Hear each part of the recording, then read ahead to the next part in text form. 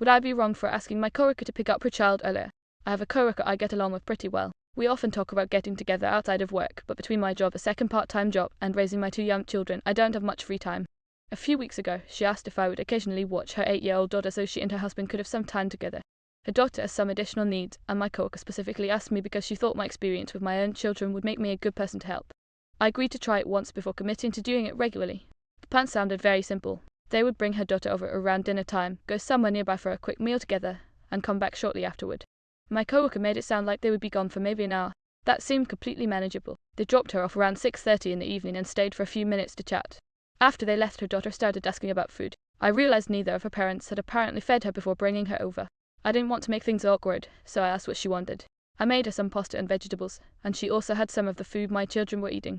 She was actually wonderful to have around. She's normally educated at home, so she doesn't get many chances to spend time with other children. She talked constantly, showed me things she had brought with her, and was really excited to play with my kids. I sent my coworker a couple of pictures and a quick message letting her know everything was going well. About an hour later, my coworker messaged me saying that they had decided to get dinner at a restaurant instead. I remember thinking that this was different from what we had discussed. I had assumed they were going out for a quick dessert and would be back fairly soon. Instead, they had apparently gone out for a full meal and were now sitting down to eat. I didn't complain. I figured maybe they had both had difficult days and really needed some uninterrupted time together. By around 8:45 though, I was exhausted. I stopped work very early in the morning, and I was already struggling to keep my eyes open. I had expected to be finished babysitting much earlier, and I still had to get my own children ready for bed. I texted my coworker and said I was sorry, but I was getting tired and needed to start winding down for the night. She replied that they were on their way. 35 minutes later, they finally arrived. The mood felt completely different when my coworker walked through the door. I greeted her and asked how their evening went. She simply said it was fine, then immediately went over to her daughter and started getting her ready to leave. Her daughter was clearly disappointed. She had been having a great time and didn't want to go home yet. I felt terrible watching her get upset, so I stayed out of the way while her mother gathered everything together. Before they left, I asked my coworker if everything was okay because she seemed irritated. She said everything was fine. Since then, I've been wondering if I handled the whole situation badly. Part of me feels guilty because I know they probably really needed a break. I agreed to watch their daughter so they could spend some time together, and by asking them to come home earlier, I may have cut their evening short. But at the same time, this is supposed to be a short trial run. It told me they would be gone for a little while, and instead they were gone for more than 2 hours. I also ended up preparing dinner for their daughter even though I hadn't expected to feed her. I wasn't being paid, and I had to work early the next morning. My husband thinks I'm being far too hard on myself. He says I was already doing them a favor and that I shouldn't feel guilty for setting a reasonable limit when the arrangement went on much longer than we had discussed. I really do like my coworker and her daughter, and I would be open to helping again. I just don't want to agree to a short evening and then discover that a little while actually means several hours. Would I be wrong for asking my coworker to pick up her daughter earlier when the visit went far beyond what we originally agreed? Would I be wrong for buying my parents a home instead of giving them cash? My husband and I are in our early 50s and live in the Midwest. We both have stable careers and have managed to save a decent amount over the years. We have 2 children who are either in university or getting close to it, so we're comfortable, but we're definitely not wealthy enough to casually hand someone a few $100,000. My parents have been struggling financially for several years. They own a house, but they have borrowed heavily against it. They currently live in the lower level and rent out the upstairs to help cover their expenses. They believe they have around $350,000 in equity. My husband and I don't think that's realistic. They still have a large mortgage, a home equity loan, and several other debts attached to the property. Their house has also lost some value since they bought it. Based on what we know about the finances, we think they might walk away with closer to $150,000 to $200,000 after everything is paid off. Earlier this year, my parents found a small townhouse they really liked. It was priced at around $240,000. They asked my husband and me to co-sign their mortgage. We refused. This wasn't because we didn't want to help them. We simply didn't feel comfortable becoming legally responsible for another large loan when their finances have been so unstable. Instead, we offered another solution. We told them that we would purchase the townhouse ourselves and let them live there for a very small monthly rent. They wouldn't have to qualify for a mortgage, and they would have a stable home without having to worry about losing it if their finances got worse. We would own the property. For us, that made the situation much more manageable. We have money invested for retirement, and buying a property would essentially mean moving some of that money into real estate. We wouldn't be giving away the entire amount. Eventually, we could sell the property and recover at least some of our investment. My parents were thrilled. They agreed to the arrangement, and we started figuring out how to make the purchase work without putting our own finances under too much pressure. It took several months. We had to move some investments around, talk to our financial advisor, and make sure we weren't taking money away from our children's education or our retirement plans. Eventually, we reached the point where we were ready to make the purchase. That's when my parents changed their minds. My mother told me the townhouse was too small and that they could never live there. I reminded her that this was the exact property they had chosen themselves several months earlier. She said the circumstances had changed. Then they showed us another property. This time it was a luxury condo that cost almost $500,000. The monthly condo fees alone were more than $900. My parents insisted that they could afford it because they expected to receive approximately $350,000 from selling their current house. I pointed out that we don't know how much they'll actually have left after paying their mortgage and other debts. They said I was being unnecessarily negative. Then came the part that really bothered me. My father said that since we had already agreed to spend around $240,000 helping them, we should simply give them that money instead. They could combine it with whatever they received from selling their house and use the total to buy the condo they actually wanted. I told him that wasn't what we had agreed to. He argued that the money was clearly available because we had already been willing to spend it on them. I explained that there is a massive difference between buying an asset that we own and handing over hundreds of thousands of dollars with no expectation of getting it back. If we buy the townhouse, my parents get secure housing and affordable rent. We retain ownership of the property and can potentially sell it years from now. If we give them the money, it's simply gone. My parents think this is unfair.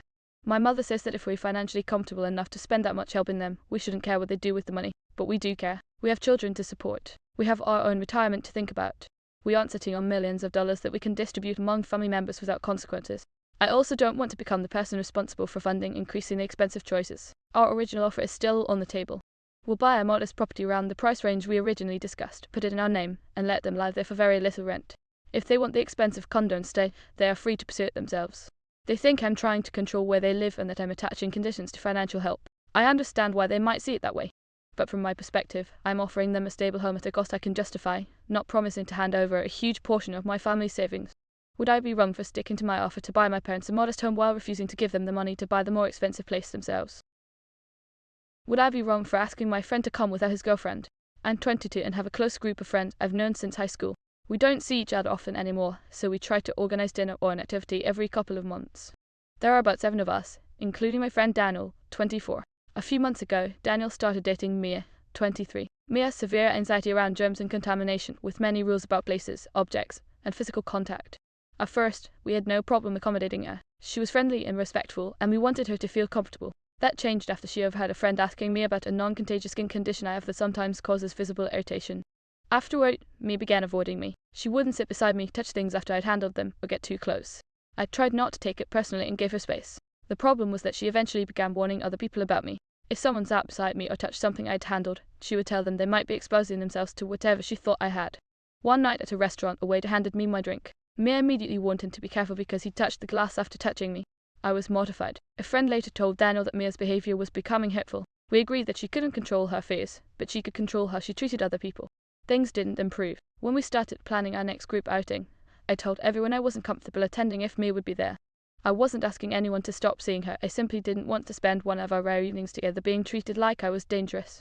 Several others admitted they felt similarly uncomfortable. Daniel wasn't present when we discussed it, so I messaged him privately. I explained that Mia's behavior toward me had become upsetting and that several people were uncomfortable with her warning others about me. I asked if he could come without her this time, while making clear that I understood if he chose not to attend. Daniel was furious. He accused us of discriminating against me because of her condition and said she had been crying after reading the messages. She felt rejected and believed we didn't want her around because of her mental health. Daniel eventually blocked all of us. I understand that anxiety and obsessive fears aren't something Mia can simply switch off. I don't expect her to stop feeling afraid around me, but I also don't think her condition gives her the right to publicly label me as contaminated or repeatedly tell others to avoid me. I've never asked her to touch me, sit beside me, or interact with me in ways that make her uncomfortable. I only want the same consideration in return. Maybe I should have simply stopped attending when she was there instead of asking Daniel to come without her. But I also feel everyone deserves to enjoy a social event without being treated as though they're dangerous. Would I be wrong for asking my friend to attend our group outings without his girlfriend until she can stop warning other people that I'm contaminated? Would I be wrong for banning my friend's kids from our lake house? My husband and I have a small lake house where we spend quiet weekends. My husband also keeps expensive fishing equipment there. A few days ago, one of his friends asked if her children could use the property for an afternoon of fishing. We understood that she would be with them and assumed they would bring their own equipment. Instead, she dropped off her 2 sons and left. She also brought along a friend of theirs whom we'd never met. No one asked permission to use our kayak, and no one told us the children would be unsupervised. When the kids realized they'd forgotten their fishing gear, they went inside and took my husband's rods and other equipment without asking. Later, the 3 children took our kayak onto the lake without permission. They paddled too far, flipped it, and ended up in the water, apparently coming frighteningly close to drowning. Thankfully, our neighbors saw them and rescued them. The children survived, but several of my husband's fishing rods and other expensive equipment were lost in the lake. I was furious. I called their mother and told her that after what happened, none of us would be comfortable having her children at the property again. I also told her that she, her husband, their children, and their pets were no longer welcome. I asked her to reimburse us for the lost equipment. She became defensive and blamed the friend who had come along, insisting her own children would never have done something like that on their own. I told her that regardless of who suggested using the kayak, she had left her children there without an adult. She accused me of treating her kids like criminals and said I was overreacting. She argued that accidents happen and the children were simply excited to go fishing. I don't think the kids were malicious. They were unsupervised children around deep water who made several terrible decisions and nearly died. That's exactly why I'm so angry. If our neighbors hadn't noticed them, this could have ended in tragedy. My husband agrees that they shouldn't be allowed back, although he feels guilty about how angry the situation has become. Now she's telling mutual friends that I'm treating her children like criminals and demanding money over an accident. I don't see it that way. She left 3 children at our property without supervision. They used equipment without permission, and that equipment is now at the bottom of the lake. Would I be wrong for banning my friend's entire family from our lake house and asking her to reimburse us for the fishing gear her children lost? Did I cross the line by exposing my brother's lie? I'm a 29-year-old woman living in Ireland, and a few nights ago my older brother, Daniel, told his girlfriend, Erin, that he had missed our anniversary dinner because he had been called into work at the hospital. I knew that was false because he had spent the evening with me at a minor league hockey game in another city. He begged me not to say anything because he had already lied and claimed that revealing the truth would only make the situation worse. A couple of days later, Erin was talking about how lucky she felt to be with someone so dedicated to his career, and I just couldn't stay quiet anymore. I told her where Daniel had really been that night. She was furious and left immediately. Since then, the wedding plans have been put on hold, and Daniel has accused me of blowing up his relationship over one stupid lie. My parents are also upset and say I should have stayed out of it because it wasn't my place to say anything. I feel like if someone is being lied to, especially about something that important, they deserve the truth. But now I'm wondering whether I should have kept my mouth shut. Should I have kept letting my sister use my phone after she disrespected me? I am 23 years old and home from university for the summer while I study for a major certification exam. I live with my parents and my younger siblings, including my 15-year-old sister Emma. We usually get along well, but everyone in the family agrees she can be pretty spoiled at times. Emma has an older phone that barely works anymore, and the camera stopped functioning months ago. She loves drawing digital artwork and posting it online, so almost every morning she borrows my phone because her social media account is already signed in on it. I never minded helping since I spend most of my day studying anyway. A few mornings ago, our family sat down for breakfast. We all naturally have our favourite places at the table. They are not assigned, but everyone knows where they usually sits. When I walked in, Emma was sitting in my usual spot. I laughed and asked her to slide over. She refused. At first I thought she was joking, but when I asked again, she simply said no and acted like I was making a big deal out of nothing. Our dad even pointed out that if it really was not a big deal, she could easily switch seats. I told him not to worry about it. Instead, I said that if someone does not want to show basic courtesy to others, they should not expect everyone else to keep doing favours for them. Emma rolled her eyes, but I could tell she knew exactly what I meant. A little later she came into my room and asked to borrow my phone like usual. I calmly told her no. She immediately asked why, and I explained that everyone in the house constantly goes out of their way to help her, but when someone asks for the smallest bit of consideration in return, she refuses. I told her she was free to make that choice, but I was also free to stop lending out my belongings. I said that once she apologized and understood why her attitude bothered me, I would happily let her use my phone again. Instead of apologizing, she stormed off. She then tried asking our mother to borrow her phone, but Mum refused as well. Later she told me she did not like how Emma had behaved at breakfast and thought she needed to learn that actions have consequences. It has now been several days. Emma still refuses to apologize, which means she has not been able to upload any of her artwork because neither of us is willing to lend her a phone. Now some family members think I should just let it go because it all started over a seat at the table. I do not think the seat was ever the real issue. To me, it was about showing respect and appreciating the people who regularly help you. Was I wrong for refusing to let my sister use my phone until she apologizes? Was I wrong for not backing my husband's rules about my daughter's boyfriend staying over? My husband and I own a house with a finished basement apartment where my 2 daughters, who are 21 and 19, currently inhabit. They each contribute about $400 a month toward household expenses. The basement has been slowly renovated over the years because our long-term plan has always been to eventually rent it out, but the project has taken much longer than expected. The disagreement started because my oldest daughter's boyfriend spends a lot of time there. He has not officially moved in, still has his own place, receives his mail elsewhere, and keeps all of his legal residence information at his own home. However, my husband feels like he's practically living in our house. My daughters are responsible adults. They work, pay their own bills, buy their own groceries, keep the apartment spotless, and take care of their pets without asking us for help. We even divided the backyard so their dogs have a separate space from ours, and there have never been complaints about noise, parties, or disrespectful behavior. My daughter's boyfriend also has a steady job that regularly sends him away for a week or even longer at a time, so he is not here constantly. My husband now wants to set a rule that the boyfriend can only stay overnight 3 times a week. If he stays more than that, my husband thinks he should start paying around $400 a month because, in his opinion, we should not allow someone else's adult child to essentially live in our home for free. This is where we disagree. When I created this living arrangement for my daughters, my goal was to give them a safe place to transition into adulthood. I wanted them to have the opportunity to become financially independent without being forced out before they were ready.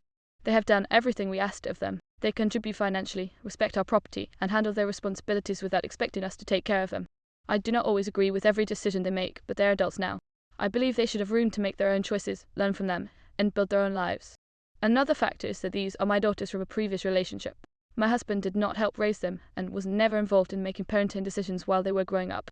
I have always been the one setting expectations and handling discipline. Because of that, it feels strange to me that he is now trying to establish new parental rules after they have already reached adulthood. I absolutely believe this is our shared home and that my husband's opinions deserve to be heard. I am not trying to dismiss his feelings. At the same time, I believe my relationship with my daughters, their age, and the fact that they have consistently acted responsibly should also carry weight. I also cannot ignore the fact that my husband and I lived together before we got married. Because of that, I struggle with holding my daughters to a stricter standard than we followed ourselves. One final detail is that we honestly do not know exactly how often the boyfriend stays because the basement has its own private entrance. Based on his work schedule, he is probably there for about a week at a time before leaving for another week or more due to work.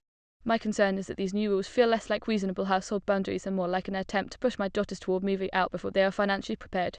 Was I wrong for not supporting my husband's proposal, or should I be backing him simply because it is our house and he feels the line has been crossed? Would I be wrong for uninviting my friend from a cruise? One of my favorite ways to travel is by using loyalty rewards and travel promotions to get expensive vacations for a fraction of the normal price. I've accumulated enough rewards that I regularly get offers for cruises where I only have to pay the taxes and port fees plus anything extra I choose to add. I recently booked a 7-night cruise and got an offer that included a balcony room, paid staff gratuities, and a drink and dining package.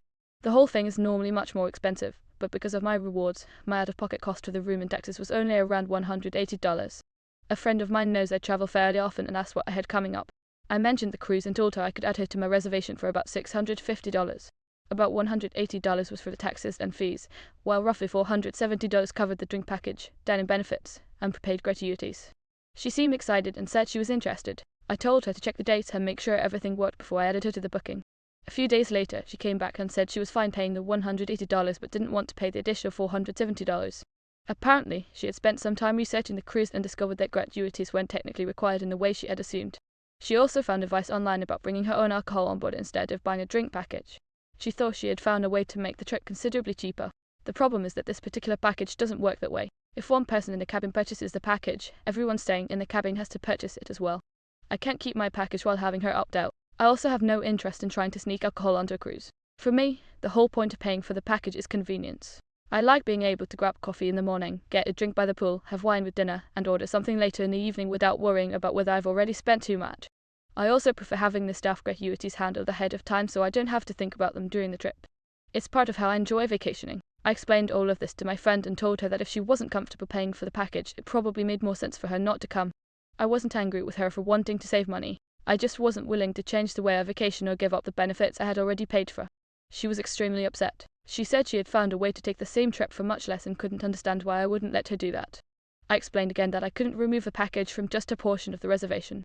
Either we both have it or neither of us does. She then pointed out that if she booked the same cruise herself, she would be paying close to $4,000 instead of the amount I offered her. I'm not charging her some random inflated price. I'm offering her a spot on a heavily discounted reservation and asking her to cover the costs associated with the benefits included in it. I also don't want to spend my vacation worrying about whether my friend is trying to get around cruise policies. She says I'm being unreasonable and that I'm treating her like she has to spend money just because I want to. I see it differently. She's free to spend as little as she wants on her own vacation. I'm also free to decide what I want included in mine. If she doesn't want the package, that's fine. But I don't want to pay for her share of it, remove something I personally enjoy, or spend the trip arguing about the cruise's rules. I feel like I gave her a very good deal and was completely upfront about the cost. She feels like I'm refusing to let her save money because I want everything done my way. Would I be wrong for telling my friend she can't come on the cruise after she decided she doesn't want to pay for the package that comes with my discounted booking? Would I be wrong for having alcohol at my house during my son's party? My son recently turned 7, and we had a birthday party for him at our house. It was a pretty typical kids' party. We had a few of his classmates over, set up some games in the backyard, ordered pizza, and let the kids spend most of the afternoon playing in the pool. The party was scheduled from 11:30 until 2:30. I had also planned a separate gathering for my adult friends later that afternoon. We had a hockey game we wanted to watch, and a bunch of my friends were coming over afterward. Since both events were happening on the same day, I did all the cleaning, shopping, and food preparation at once. There was one thing that apparently became a problem. I had several coolers with beer and other drinks stored behind our outdoor kitchen. They weren't sitting out, and none of the children had access to them. Nobody was drinking during the kids' party. My plan was simply to bring the drinks out once the adults arrived for the second gathering. A few of my friends showed up about 20 minutes before the children's party officially ended because they wanted to get settled before the game started. I told them they could grab something to drink from the coolers while they waited. A few minutes later, one of the parents arrived to pick up her daughter. She immediately noticed one of my friends opening a drink near the outdoor kitchen. Her expression changed completely. She asked me if there was alcohol at the party. I explained that the children's party was over in a few minutes and that the drinks had been stored away specifically so the kids wouldn't have access to them. I also explained that we were hosting 2 separate gatherings and that the adult one was starting immediately afterward. She told me she would never have allowed her daughter to attend if she had known alcohol was going to be present. I told her that I understood her concern, but nobody had been drinking around the children during the actual party. The drinks had been kept behind the bar and weren't part of the children's event. She said that didn't matter because the gatherings overlapped and she felt she should have been informed. At that point, I realized there wasn't really anything I could say that was going to make the situation better. I hadn't been drinking myself, and neither had any of the other adults while the kids were playing. The first drink had only been opened shortly before she arrived. I apologized for the misunderstanding and told her I understood if she was uncomfortable. She took her daughter and left, and the whole interaction was extremely awkward. Since then, I've been wondering whether I handled this poorly. I completely understand parents wanting to know what their children are going to be exposed to, and if someone had specifically asked me whether alcohol would be present, I would have told them about the adult gathering afterward. At the same time, I don't think having sealed coolers stored behind an outdoor bar makes a children's birthday party an alcohol event. The kids weren't drinking, the adults weren't drinking while supervising them, and the alcohol wasn't being served to anyone until the children's party was essentially finished. I also don't think it would have been practical to completely remove every alcoholic drink from the property when I was hosting an adult gathering immediately afterward. My intention was never to expose the kids to alcohol or make anyone uncomfortable. I was trying to host 2 separate events on the same day without having to completely reset the house between them. Would I be wrong for having alcohol stored at my house during the final few minutes of my son's birthday party when it wasn't being served to the children or the adults supervising them? Would I be wrong for leaving my friend at a concert? My friend and I went to a concert together last weekend. I'm 20 and she's 21, and we drove about an hour and a half to get there. Before leaving, we agreed that we'd stay together and leave together. Neither of us knew the venue area well, and we thought it would be safer that way. About halfway through the concert, my friend started talking to a guy nearby. I didn't mind and gave them some space. A little later, I realized they'd disappeared. I assumed they'd gone for drinks or to the bathroom, but after about 10 minutes, I texted her. She didn't respond. I called twice with no answer. 20 minutes later, she finally texted that she was outside with the guy and told me to stop worrying. I asked whether she was coming back because the concert was nearly over. She said she wasn't sure. When the concert ended, she still hadn't returned. I called again, but she declined the call. I waited in the parking area for almost an hour as the crowd disappeared. I sent her one final message saying I planned to leave in about 10 minutes if I didn't hear from her. She didn't respond, so I drove home. About 40 minutes into the drive, my phone started filling with calls and texts. Apparently, the guy eventually left, and my friend returned to the parking area expecting me to still be there. She was furious when she realized I'd left and had to call her mother to come pick her up. My friend said I'd broken our agreement. She argued that because we'd promised not to leave each other, I should have stayed until I knew for certain she had a way home. I told her the agreement worked both ways. She had disappeared with a stranger, ignored my calls and messages, refused to tell me whether she was returning, and even declined one of my calls. She repeatedly told me she was fine, so I had no reason to believe she was injured or unable to get home. Part of me understands her argument. If I'd genuinely believed she was in danger, I wouldn't have left. Looking back, though, I realized I could have handled things better. I could have contacted venue security, explained that my friend had disappeared and stopped responding, and asked whether they could locate her or make an announcement. At the time, however, I was angry and frustrated because this was exactly the situation we'd agreed to avoid. I feel bad that her mother had to drive out to get her, and I understand why my friend was upset when she realized I was gone. If I could redo the night, I'd contact security before leaving, but I don't think I was obligated to wait indefinitely in an empty parking lot for someone who had repeatedly told me she was fine. Would I be wrong for leaving after my friend disappeared with a guy and stopped responding to me? Would I be wrong for saying I felt forgotten on my birthday? I recently turned 31 and I'm about 6 months pregnant with our first child. Because pregnancy has made me tired, I wanted a simple birthday, so I invited close friends and family to dinner at a nice restaurant. People brought gifts, which surprised me because I hadn't asked for anything. But when I opened them, I realized every single gift was for the baby: blankets, clothes, toys, bottles, books, and nursery decorations. I genuinely appreciate that everyone is excited about the baby, but sitting there on my birthday, opening gift after gift for someone who isn't even born yet, made me feel forgotten. I didn't expect anything expensive. A bottle of perfume, a book, some lotion, a gift card, or even something silly that reminded someone of me would have been enough. It wasn't about the money. I just wanted to feel like people had thought about me as an individual. For months, I've already felt like my identity has been replaced by the pregnancy. Nearly every conversation turns into the baby names, the nursery, appointments, or what we still need to buy. I understand everyone's excitement, but for one night I wanted to feel like the person everyone had gathered to celebrate. Instead, it felt like I was hosting a baby shower on my birthday. I tried not to show how disappointed I was, but I was quieter than usual. Later, I called my mom and told her I was grateful for the gifts, but hurt that nobody had thought to give me anything for my birthday. She said I was being ungrateful. She told me I should be happy that everyone was helping us prepare for the baby. I explained that I was happy about that, I just didn't understand why my birthday had become another occasion to buy things for the baby. The conversation ended badly. Later, my sister messaged me and said my attitude at dinner had been embarrassing and that everyone had gone out of their way to celebrate me.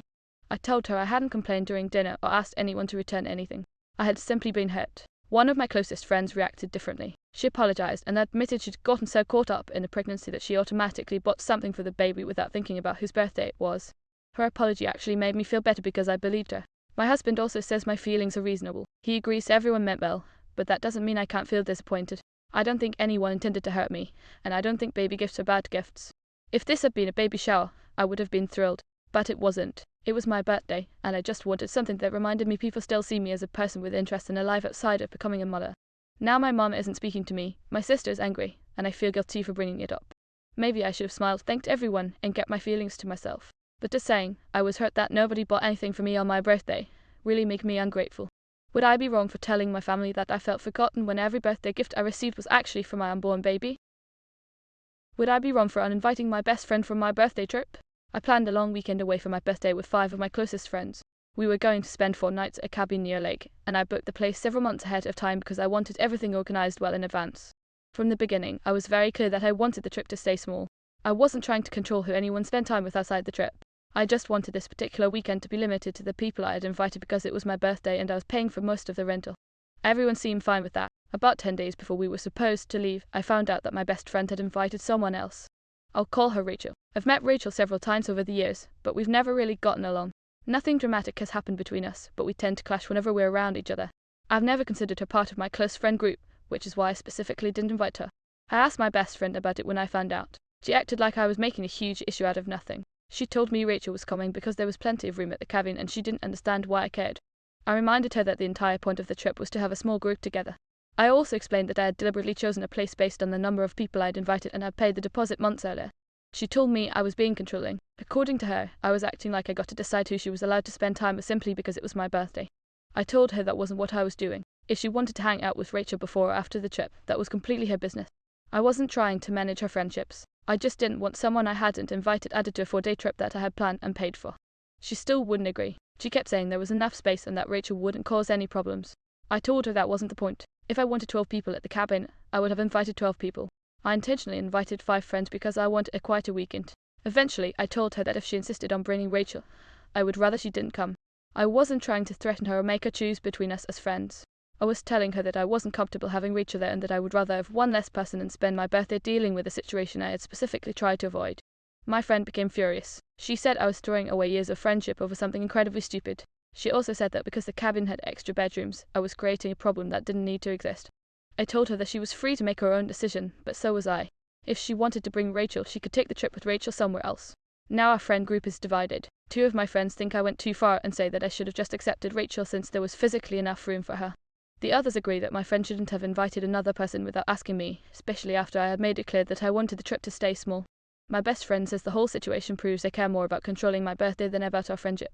I feel like the opposite is true. I put a lot of planning and money into this trip because I wanted to spend my birthday with the people closest to me. I don't think it's unreasonable to expect the guest list to stay the same when someone else is paying for the accommodation and organising the entire weekend. I also feel like if she had asked me beforehand, we could have had a conversation about it. Instead, she invited Rachel first and then expected me to accept the decision. Maybe I should have been more flexible. Maybe having one additional person really wouldn't have changed anything. But I can't shake the feeling that if I let this happen, the entire point of setting boundaries around the trip was meaningless. Would I be wrong for telling my best friend not to come on my birthday trip after she invited someone I specifically didn't want there? Would I be wrong for taking my homemade pie home from work? I've worked at the same office for several years, and I'm definitely not known for being a great cook. However, there's one thing I make that everyone knows about homemade wild berry pie. Every summer, my family spends a weekend picking the berries ourselves, which are expensive and difficult to find where we live. I usually make a pie and bring it to work. Everyone has some, and whatever remains normally sits in the break room for a few days so people can have a piece with their coffee. A few months ago, a new coworker started. He has a large family and quickly developed a habit of taking leftover office food home. Cookies, muffins, cake, whatever was left at the end of the day would disappear. I didn't really care at first because there was always enough for everyone. This year was different. The berry season was terrible, and I barely managed to gather enough for one pie. I decided to make it for both myself and my husband, but I still brought most of it to work. After a couple of days, there were only 2 slices left. Knowing my coworker would probably take them home, I put the slices in a container before leaving work. He walked in and asked if someone had requested the leftovers. I told him no, I was taking them home because my husband and I wanted them. He looked disappointed and said his children had never tried these berries before and he wanted them to have the experience. I told him that maybe they could go berry picking together next summer. He didn't respond well to that and has been noticeably cold toward me since. One coworker even told me I was rude because I was taking away something his children might have enjoyed. I feel bad that his kids didn't get to try it, but I made the pie, paid for the ingredients, and brought it in as an office treat. I don't think that means the leftovers automatically belong to whoever can take the most food home. Would I be wrong for taking the last 2 slices of my homemade pie home instead of letting my coworker take them for his children? Would I be wrong for telling my roommate's mom about her rent problems? My roommate, Jenna, and I have lived together for almost 4 years. We used to be extremely close, and I considered her one of my best friends. Our rent is $2,100 a month, so we each owe $1,050. For the first couple of years, everything was fine, but about 9 months ago, Jenna started struggling to pay her share. At first, she was only a few days late. Eventually, she started paying only $300 or $500 at the beginning of the month and promising to send the rest later. Sometimes it took weeks, and there were months when she still hadn't fully paid by the time the next month's rent was due. Because we're both on the lease, I couldn't simply let a portion go unpaid. I was worried about late fees, my credit, and possibly losing the apartment. So I started covering the difference myself. I kept telling myself it was temporary, but it became a pattern. Jen always promised she'd catch up, and while she eventually paid some of it back, I ended up covering more and more. I'm now about $1,600 out of pocket. I've tried to be patient because I know financial problems can be embarrassing and I didn't want money to destroy our friendship. But I've been stressed about this for months. A few days ago, Jenna's mother was visiting and invited me to lunch. During lunch, she asked how Jenna was doing financially. She explained that Jenna had recently asked her for money and that some of the explanation didn't make sense because she knew roughly how much Jenna was earning. Then she directly asked me if I knew what was going on. I froze, but instead of lying, I told her the truth. I explained that Jenna had been struggling to pay rent for months, that I'd been covering the missing money, and that I was currently out about $1,600. I didn't insult Jenna or exaggerate anything. I simply answered her mother's question. Her mother thanked me for being honest. 2 days later, Jenna called me furious. Her mother had confronted her, and they had a huge argument. Jenna said I had no right to discuss her private finances, that I'd humiliated her, and that I'd weaponized her family against her. I explained that I hadn't contacted her mother or tried to expose her. Her mother had directly asked me, and I answered honestly. Jenna said that didn't matter. She believes I should have told her mother to ask her directly and stayed out of it. Now she says our friendship may be over. I understand why she'd be embarrassed, and I know I wouldn't want a friend discussing my finances with my parents without permission. But this isn't only her problem anymore. I spent months using my own savings to cover money she was supposed to contribute, and I'm not a lender. My friends are divided. One says I should have protected her privacy. Another says that once her unpaid rent started directly affecting me, I had a right to be honest when her mother asked. I didn't tell her mother to embarrass Jenna or pressure her. I panicked and answered a direct question about something that has been causing me serious financial stress. Would I be wrong for answering my roommate's mother's question honestly, even though it meant revealing Jenna's financial problems?